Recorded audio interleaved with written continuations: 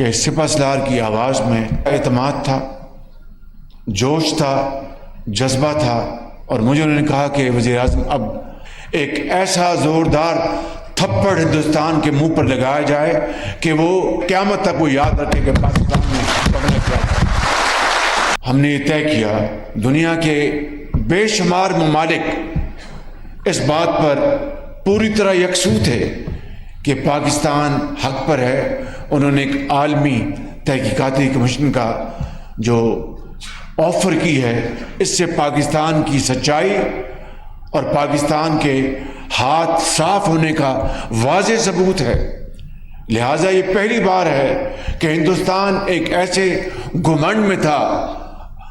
اس کو غرور تھا کہ پوری دنیا کی طاقتیں اس کے ساتھ کھڑی ہو جائیں گی، لیکن جو ہندوستان کے دوست تھے وہ نیوٹرل ہو گئے، اور جو نیوٹرل تھے انہوں نے پاکستان کا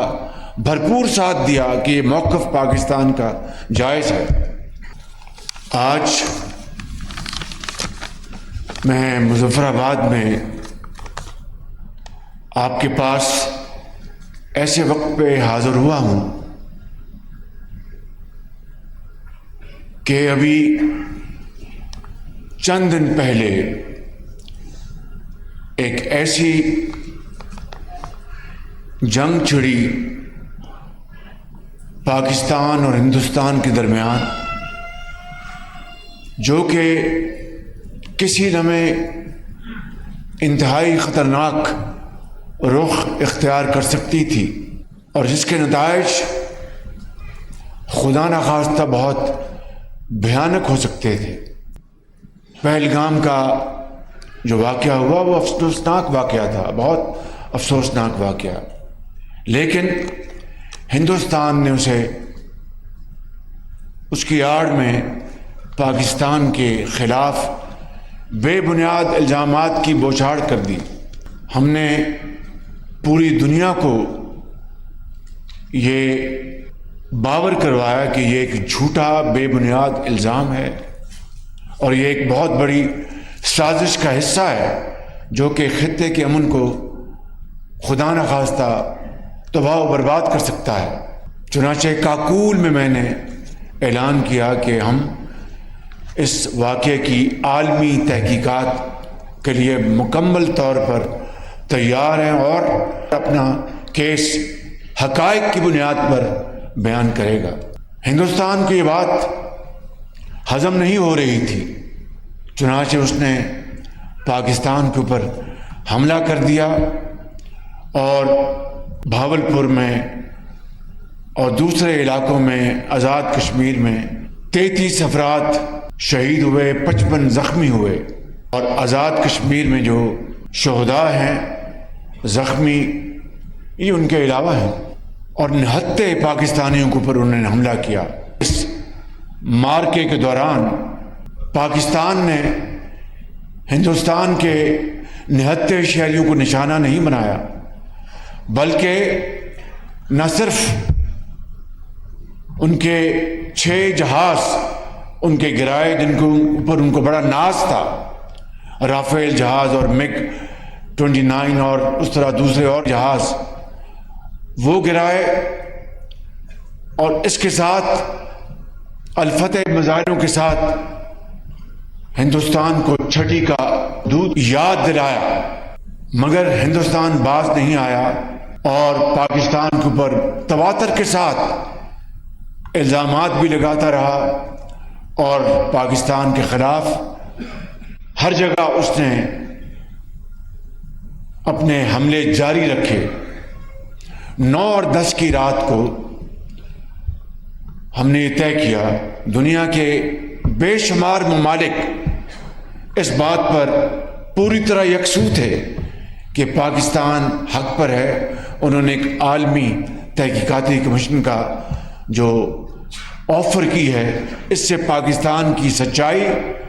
اور پاکستان کے ہاتھ صاف ہونے کا واضح ثبوت ہے۔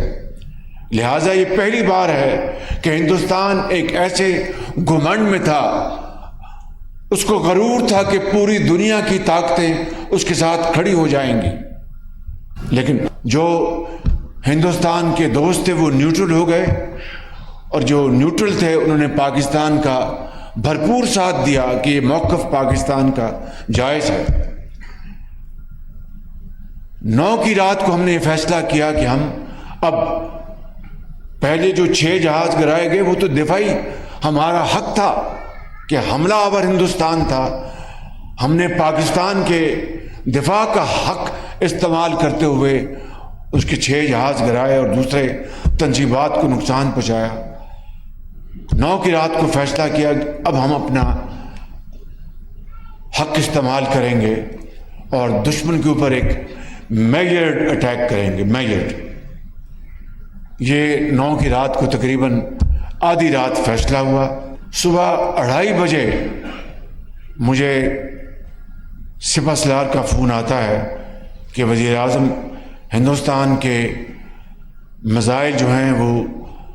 نور خان ایئرپورٹ کے اوپر اور پاکستان کے دوسرے حصوں کے اوپر اس نے براموس میزائلوں سے حملہ کر دیا ہے، اور آزاد کشمیر کے میرے بزرگوں، بھائیوں، نوجوان ساتھی اور بہنوں، میں آپ کو بلا خوف تردید بتانا چاہتا ہوں کہ سپہ سالار کی آواز میں اعتماد تھا، جوش تھا، جذبہ تھا، اور مجھے انہوں نے کہا کہ وزیر اعظم اب ایک ایسا زوردار تھپڑ ہندوستان کے منہ پر لگایا جائے کہ وہ قیامت تک وہ یاد رکھے کہ پاکستان میں کرنا کیا تھا۔ تو اس کے نتیجے میں پھر آپ نے دیکھا کہ پٹھان کوٹ سے لے کر کوئی بھی ان کا ایئرپورٹ ہمارے شاہینوں کی زد سے باہر نہیں تھا، الفتح میزائل کی زد سے باہر نہیں تھا۔ اور پھر صبح 9 بجے دوبارہ ان کا مجھے فون آیا سپہ سالار کا کہ وزیر اعظم ابھی مجھے پیغام دیا گیا کہ ہندوستان سیز فائر کے لیے تیار ہے، یعنی گھٹنے ٹیکنے کے لیے تیار ہے۔ یہ ہے وہ داستان، وہ تاریخ جو ہماری افواج پاکستان کے شہداء نے، غازیوں نے، عام شہری نے جو اپنے خون سے رقم کی ہے، اپنی جرت سے رقم کی ہے۔ تو میں سمجھتا ہوں کہ آج وزیر اعظم آزاد کشمیر کی جو باتوں سے میں ان کا بہت احترام کرتا ہوں، متفق ہوں۔ یہ حقیقت ہے میرے بزرگوں، بھائی اور بہنوں، کہ اب مودی سرکار 100 مرتبہ سوچے گی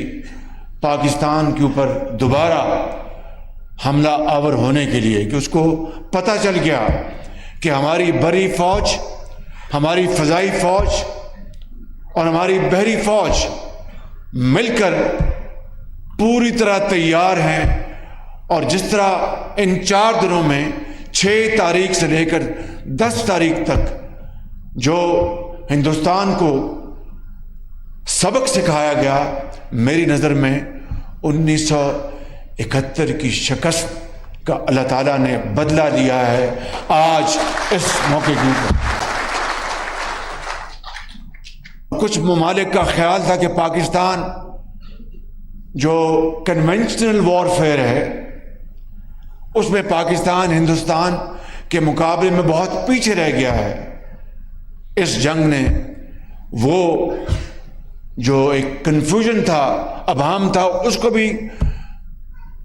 غلط ثابت کر دیا، اور کہیں بھی خدا نہ خواستہ نیوکلر جو ہمارے ہتھیار ہیں اس کی دور دور تک اس کی ہمیں ضرورت نہیں پڑی تھی، نہ کبھی انشاءاللہ امید ہے قیامت تک پڑے گی۔ تو میرے بزرگوں، بھائی اور بہنوں، یہ ہے وہ، میں سمجھتا ہوں کہ ایک عظیم فتح جو اللہ تعالیٰ نے پاکستان کے 24 کروڑ عوام کی دعاؤں کی بدولت، آزاد کشمیر کے ایک ایک نوجوان بھائی اور بہن اور بزرگوں کی دعاؤں کی بدولت، جو کہ پوری طرح افواج پاکستان کی پشت پر کھڑے تھے، یہ وہ فتح اللہ تعالیٰ نے ہمیں عطا فرمائی۔ اور اسی لیے یہ شعر اقبال نے کہا تھا، شاید اسی دن کے لیے، فرد قائم ربط ملت سے ہے تنہا کچھ نہیں، فرد قائم ربط ملت سے ہے، تنہا کچھ نہیں، موج ہے دریا میں، بیرون دریا کچھ نہیں۔ یہ اتحاد جو پوری قوم سیسا پلائی ہوئی دیوار کی طرح متحد تھی، کیل سے لے کے کراچی تک جس طرح متحد ہوئی، یہ اتحاد اتفاق، یہ وہ دولت ہے جو